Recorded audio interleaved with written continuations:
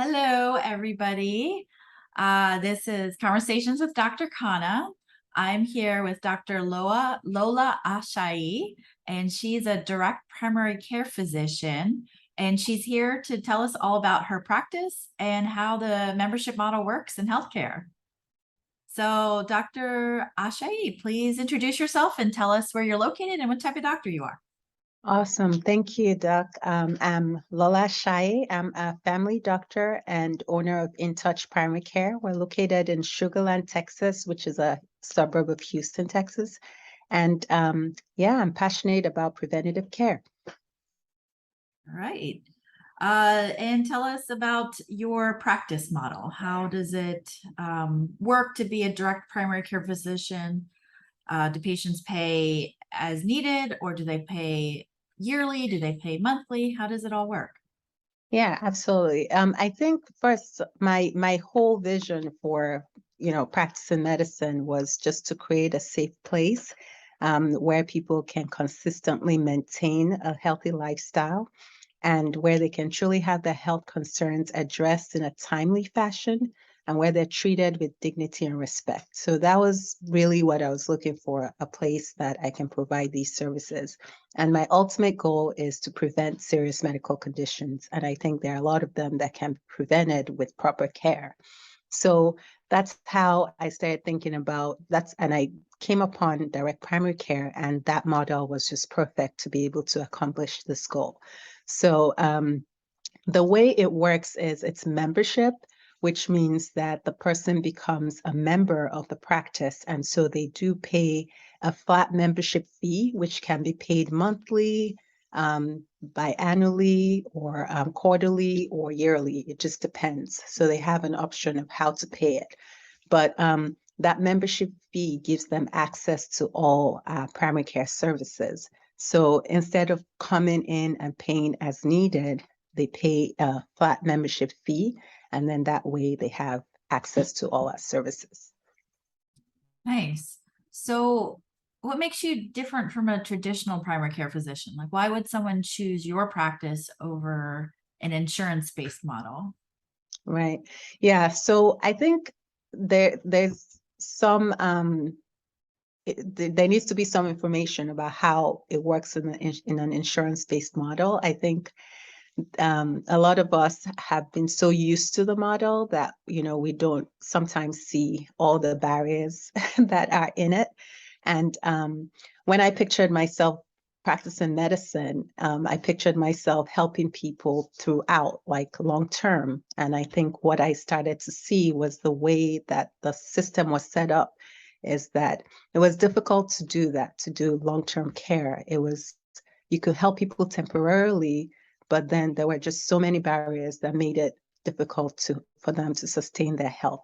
So, for example, in the traditional healthcare system, it's difficult for patients to communicate with their doctor. Like, it takes time to make an appointment. They can't get in easily. When they do get in, people don't usually have enough time to spend with their doctor. And then cost is a big issue because of how there is so much, it's vague, it's not very transparent, so people don't always know what they're going to pay. And sometimes that prevents them from seeking care. And so all these things in the system make things that can be really simple to address much more complicated. And it was interesting when I was thinking about this talk, I came across this publication, and it was from August 28th of this year. And it's the name of it is Revisiting the Time Needed to Provide Adult Primary Care. And it's this study about primary care doctors, which is me, and it has a hypothetical panel of 2,500 patients, which was about the number of patients I had. And it said, if a primary care doctor was expected to provide care for 2,500 patients, it's going to take them 26.7 hours a day. Like, if we were supposed to do all the things that guideline recommended. And it really struck me. And they said, even in a team-based care where you have a team of people providing this guideline recommended care, is going to take 9.3 hours a day. for a primary care doctor to deliver the care that we're saying we should be delivering to a patient. So it's obvious that there are so many inefficiencies in the current system that make it very difficult, even if your doctor wants to provide care. That's what I found when I was practicing the traditional care model. I think the third thing that I noticed was that, for example, if a person, I had a patient, for example, that had diabetes, and she lost her insurance. She lost her job, she lost her insurance. And all of a sudden, that one change made a huge impact because that meant that she lost her doctor. And I didn't find that out until like much later. And then, of course, all the stuff we've done for the last 3 years just went down the drain because her A1C was normal. And then all of a sudden, she's not going to a doctor anymore. She's not taking her medications anymore. It's like, what was the point? You know? So things like that in the system, I think, just made it very difficult for um, us to provide the kind of care that we had felt like we wanted to provide. And so that's why I felt like there needed to be a different way. Yeah, that's a great example of a patient that was in an insurance-based model, lost her insurance, and now is not taking care of her health, probably because she doesn't have insurance and she doesn't know that these options exist, that you could join a primary care doctor, pay a monthly fee. And it's reasonable, relatively speaking, to kind of provide these services for these patients. Um, so, I completely agree with the way you're doing your practice. I think that patients need to be educated that we are here for them and that we want the best for them. And unfortunately, we are stuck in this insurance world where we have to do what the insurance tells us. And at the end of the day, we went to medical school. We are the providers. We know what's best for them. And we can do that for them, but we have to do it in a little bit of a different model, non-traditional, unfamiliar model. And I think that makes patients a little uncomfortable. So I love networking with people like you that are kind of also trying to do the right thing, trying to take care of the patient, trying to really give your all to helping people in a way that it makes it reasonable for the patient and for the physician, because we also have overhead that we need to cover, and we also have staff that we need to pay. So, as much as we would love to provide free healthcare, but this is kind of, I think, the most efficient way to do healthcare. Like you said, like there's so many inefficiencies in healthcare right now. So I agree with becoming more efficient and really getting to know patients again and putting focus back on the patient. Right. So that brings up my next question for you, is that you've gotten into lifestyle medicine. That's So can you right. explain what that is, what kind of training you got, and how you incorporate that into your practice? Yeah, absolutely. So lifestyle medicine is a focus on non-drug modalities to treat medical conditions. So nutrition, activity, physical activity, sleep, emotional well-being, and then avoiding risky substances. So focusing on things like that and other non-drug modalities. And the idea is we want to reduce or eliminate the use of medications in patients with chronic illnesses. And it is possible. And so it takes, you need to do a lifestyle medicine certification, and then there is an exam after that. And you have continuing medical education that that you have to do to be lifestyle medicine certified. But the way I use it in my practice, I think it's been very it's one of the, it just fits so well with preventative care, which is something I've been really passionate about from the beginning. And so because people are tired of taking medicine, and people are tired of you know not making progress with their health. It just feels like it's always adding something else and adding something else. And there's so much information on the web that sometimes it's confusing. They're not sure exactly how to go about getting to their goal. And I think the difference is, being a medical doctor, I can explain, how things work. I understand how the body works, and I can do it in a safe way where, hey, I recommend that you start taking medication right now so that we can preserve your organs, but we can also work on lifestyle medicine. We can work on lifestyle changes, excuse me, while we're doing this, so that when it becomes safe for you to stop your medications, I can let you know, and then we can continue that way. So I think that's really the value that it brings. Like, some people say, oh, I just want to do things naturally. Sometimes that's harmful if it depends on where you are. Like if your A1C is 9.0, you probably don't want to do things naturally right away. You probably want to start medication, preserve your organs, and then over time, you can incorporate the lifestyle changes and then get to a safe place where we can start to decrease your medications. And I think that's the value that, I'm able to give my patients. Nice. Yeah, lifestyle medicine sounds like it should be part of primary care. Absolutely. So another question on the lifestyle medicine. How do you make patients accountable for the nutrition and the exercise? Like, do you have a program of some sort, or because I've always wondered how the lifestyle medicine works behind the scenes. So could you touch upon a little bit of that? Yeah, so not yet. I'm definitely working towards that, like coming up with some kind of program that'll be helpful. Right now, it's been one-on-one, like Mhm. evaluating the patient and then based on their needs, trying to tailor because everybody's risks are different, right? Somebody that smokes cigarettes, for example, their highest priority may not be nutrition. Their highest priority will be, avoiding risky substances. And so we're going to work on that first. And then once we get that sorted, we may start talking about their diet. So right now, it's been one-on-one, but yes, I am in the future looking forward to creating programs and courses and things like that for patients so that they have a step-by-step way of going through it. Oh, great. That sounds like it'll be amazing. So looking forward to all the courses that you create. All right. So anything from your lifestyle medicine, any tips that you could give our viewers on how to stay healthy? Just some basic, maybe top 3 tips that you would Sure. give? Sure. I think number one, I think I just alluded to that knowing your risk factors is so important. And I think sometimes we assume a lot of things. One of the phrases I hear a lot of people say is, I'm healthy. Oh, I don't need to see a doctor, I'm healthy. How do you know you're healthy? Because the truth is most serious chronic conditions actually don't cause any symptoms until later on, right? So you hear people, oh, he just, dropped, he had a heart attack. It's like, but he was healthy.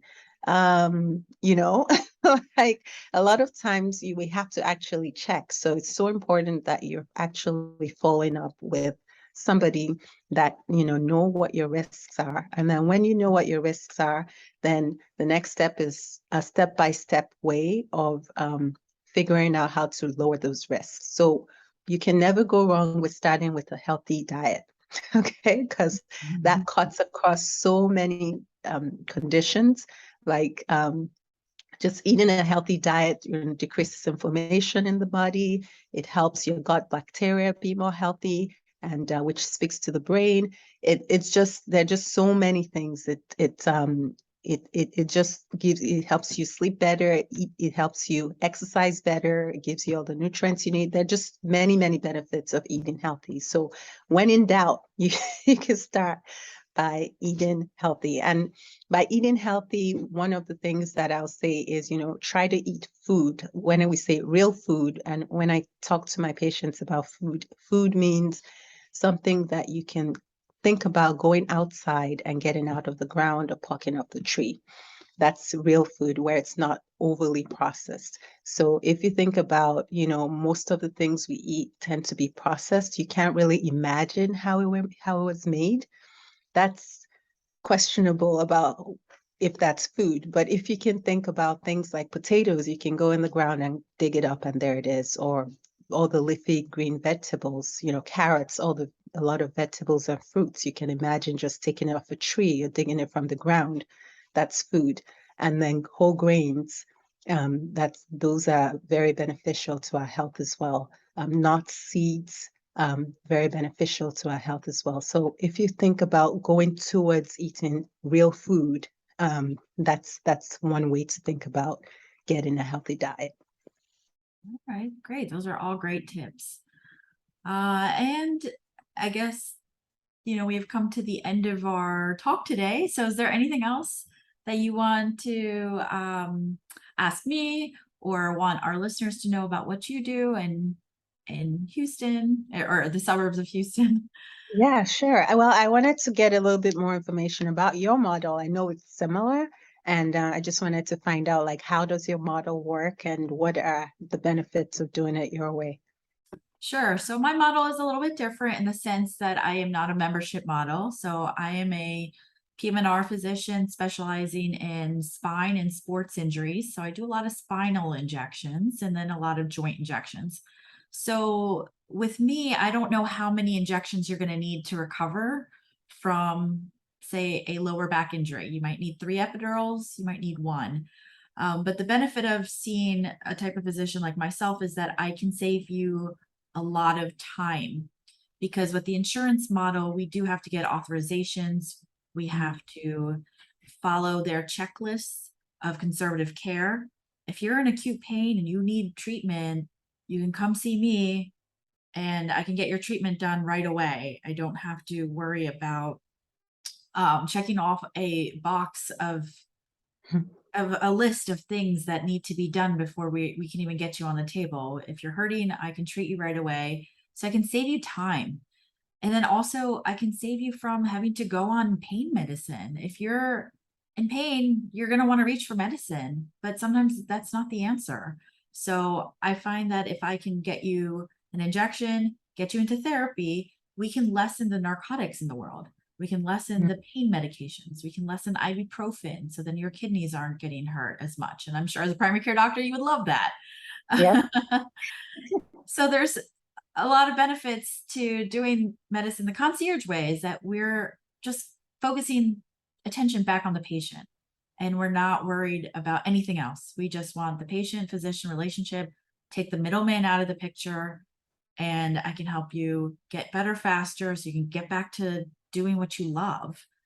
And so unfortunately with my model, I cannot be membership, but at the same time, fortunately, you only pay what you need. So Right. in primary care, that's life, that's your life. So I understand you definitely need to have a monthly type of follow-up with them. In my model, it's as needed, and both can exist in medicine, and patients can really get excellent care. Right. So Yeah, no, absolutely. Yeah. I mean, even people that have insurance, for example, I think people misunderstand that when they have insurance, that means they're not paying, but you're still paying. Like the deductibles, co-pays, co-insurances, and all of that. So, the fact that you have access to care that can correct or can help your condition faster is a huge benefit, because when you have back pain, and then it's not treated soon enough, a lot of times people start developing other joint pains because they're bracing themselves a certain way, and trying to prevent from hurting their back even more. And then now you have a complicated situation when it should have been just something simple that could have been resolved. So yeah, I completely understand what you mean. yeah. So Yes, and that yeah, again, you bring up a really good point with the insurances, is that is you still are paying for your care. It's just hidden through costs. right, Another thing that physicians are trying to do now is we want everything to be transparent. We don't want you to have these surprise bills. We don't want surprise bills for you. That's the last thing we want as a physician, is for our patient to have a surprise bill. right. So, the insurances have made this model very complicated on purpose, Mhm. and they think that you're not paying for your service. But again, the high deductible plans, you're going to pay for it either way. So why not go see a concierge doctor that can help you immediately? Same Right, co-pays. Now they have co-insurance. They have all these fancy terms that trick you into thinking, oh, here's my plastic card and it's my credit, it's my free ticket to healthcare. And unfortunately, we just don't have that in this country. And just as being a physician, we want the best for you. We want the best care for you in all matters of your life, not just your health, like your mental, your financial. So, the insurance industry is very frustrating right now. And I appreciate you doing what you do as a direct primary care doctor. And I hope that the direct specialty cares can follow in the footsteps and really hopefully change healthcare and get it back on track, because it is Yeah. a broken system right now. Absolutely, absolutely. And then for those in the Houston area, I am going to be hosting a webinar this Friday, September 16th. It's at 12:30, and the title is Preventing Serious Health Conditions. So going to be giving more information on how you can prevent serious health conditions and how the practice works and helps to prevent serious health conditions. So if you're in the Houston area, we'll love to have you. And we'll put the links to register in the chat. Yes, thank you for reminding me about that. Yes. So join Dr. Ashaye, and hopefully you'll get a lot out of her talk. And if you're in the Houston area, check the comments. And if you are looking for a primary care doctor that's going to be able to spend a lot of time with you, work on your lifestyle changes, get you off the medications safely and effectively, then please look her up in Houston. She's a great physician. And with that said, I want to thank you for coming on the show today and talking with me about your practice model and talking to me about lifestyle medicine and all the things that you do. And I wish you all the best in your practice. Thank you. Thank you. It was nice. Thank you for having me. I truly appreciate it. You are welcome. Take care. Take care.